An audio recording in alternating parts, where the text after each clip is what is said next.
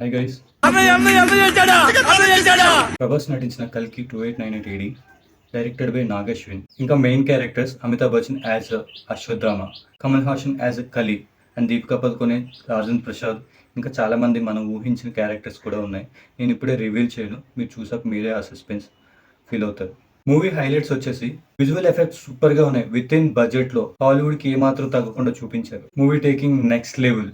Interval bang వచ్చి అదిరిపోయింది. Climax goose bumps.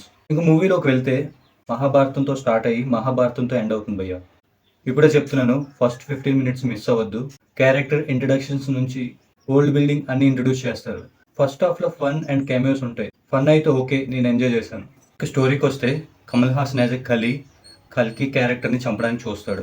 Amitabh Bachchan as a Ashwatthama character కల్కిని కాపాడడానికి ట్రై చేస్తాడు. కానీ ట్రైలర్ లో అశ్వత్థామకి ప్రభాస్ కి ఫైట్ సీన్ చూపించారు. మరి కల్కి ఎవరనేది మూవీలో ట్విస్ట్, అది మీరే మూవీ చూసి తెలుసుకోవాలి. ఇంటర్వెల్ బ్యాంగ్ లో దీపికతో ఒక సీన్ ఉంటుంది, గూస్ బంప్స్ భయ్య. ఇంకా ఇంటర్వెల్ తర్వాత సెకండ్ హాఫ్ లో 30 minutes అలా వెళ్తున్నట్టు అనిపించింది. కానీ నెక్స్ట్ 50 minutes సంబాలలో వచ్చే ఫైట్ సీన్స్ నెక్స్ట్ లెవెల్ భయ్య. ఒక్కొక్క ట్విస్ట్ రివీల్ అవుతూ ఉంటుంది. ప్రభాస్ లుక్ వచ్చి అద్దరిపోయింది. మూవీలో మంచి ఫిజిక్ మెయింటైన్ చేశాడు. ఈ మూవీలో వింటేజ్ ప్రభాస్ని చూస్తారు. మూవీ విజువల్ వండర్లా ఉంటుంది. మూవీ నుంచి వచ్చాక కూడా మన మైండ్లో సీన్స్ రన్ అవుతూనే ఉంటాయి.